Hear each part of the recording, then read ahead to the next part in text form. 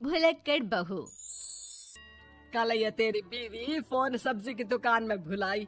वो तो भला है कि पहले भी 5 बार भूल चुकी है, तो लोगों को पता है कि ये मोबाइल तेरी बीवी का ही है। अरे तो कौन सा आईफोन है जो लोग दबा लेंगे? 2 कौड़ी का फोन है, न लाइट चलती है, न आवाज आती है।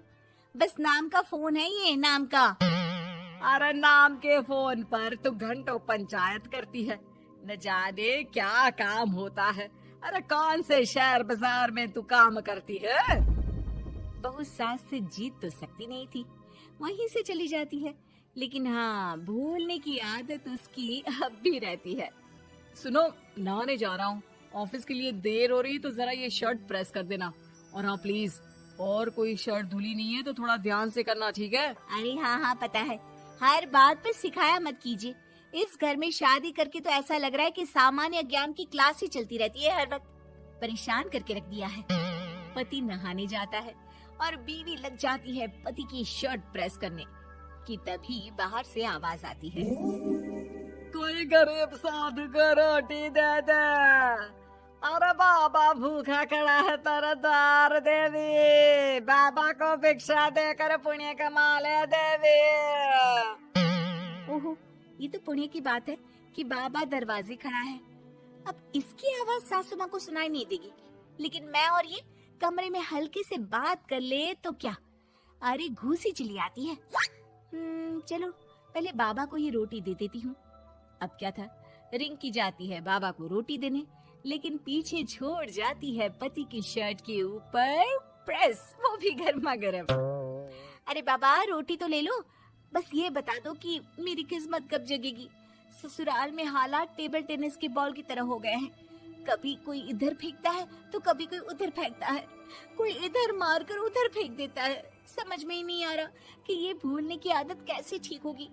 कोई उपाय हो तो बता दो ना बाबा। बाबा घर के अंदर देखते हैं तो 1 घंटे बाद टीवी पर गजनी फिल्म शुरू होने वाली होती है। याद है ना, गजनी फिल्म जिसमें आमिर खान को भूलने की बीमारी होती है और वो हर बात को लिख कर याद रखता है। अरे बेटे, हम बाबा हैं, हर किसी सवाल और जीवन में दुख परेशानी का निजात है हमारे पास। तुम एक काम करो, 1 घंटे बाद टेलीविजन के सामने बैठ जाना और जो फिल्म देख रही हो ना देख लेना, तुम्हें तुम्हारे सारे सवालों के जवाब मिल जाएंगे। अलग निरंजन, निकालो खाना, सलाह देने की दक्षिणा भी। अरे बाबा, जीवन से ये वाली समस्या खत्म हो जाए तो समझिए मेरे घर से आपका लंच पैक शुरू, वो भी बिल्कुल फ्री में। तभी अंदर से पति के जोर जोर से चीखने की आवाज आती है। अरे क्या मजाक बना रखा है तुमने? ये क्या है, पूरी शर्ट जला दी। तंग आ गया हूँ मैं तुम्हारी भूलने की आदत से। हे भगवान, ये मेरा गधा जैसा बेटा सारा दिन जितनी कमाई नहीं करता उतना तो ये लड़की नुकसान करवा देती है। बाबा, लग रहा है कि कोई कांड हो गया है अंदर मुझसे। अच्छा, मैं ना 1 घंटे बाद बैठ जाऊंगी फिल्म देखने, विदा लीजिए अब तो आप। जैसे ही वो घर के अंदर जाती है, सामने पति खड़ा होता है फटी शर्ट पहनकर। ओह, माफ करिए, वो पापा आ गए थे दक्षिणा के लिए। अब कर्म और धर्म का लेखा जोखा भी तो संभालना है ना जीवन में, तभी तो चली गई थी उन्हें रोटी देने।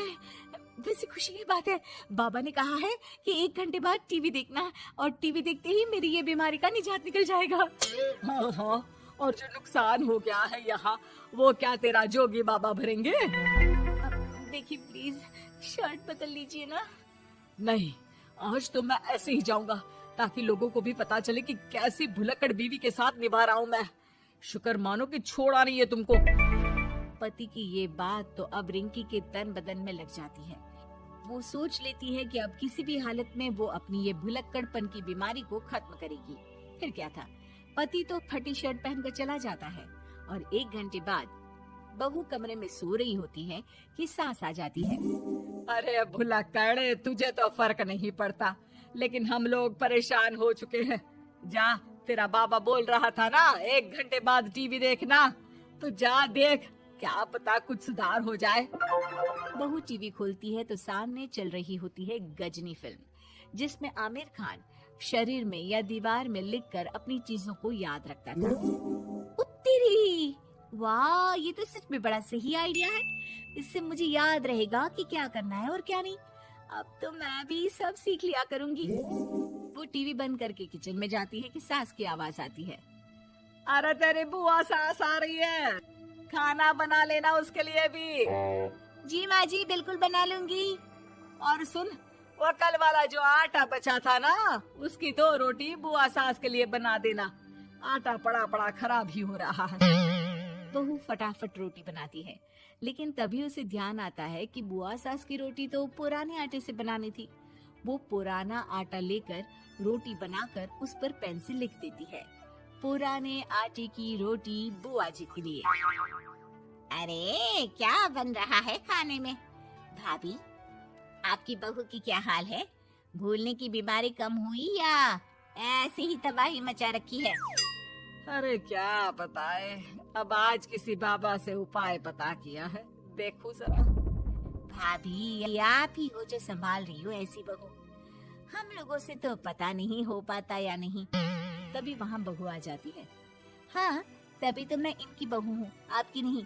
वैसे मैंने तोड़ निकाल लिया है। अब क्या था, बुआ सास जैसे ही खाना खाने बैठती है कि सास बोल पड़ती है। बहू, याद तो होगा नहीं जो बोला था? याद करो, बुआ के लिए कौन सी रोटी बनानी है, कहा था ना मैंने। जी, सब याद है, सब कुछ, ये लीजिए। लेकिन जैसे ही बुआ सास की रोटी उनकी प्लेट में आती है, वो जोर जोर से चिल्लाने लगती है। अच्छा, तो ये टोटका बताया है तेरे बाबा ने, जो कुछ भूलो लिख लो, क्यों?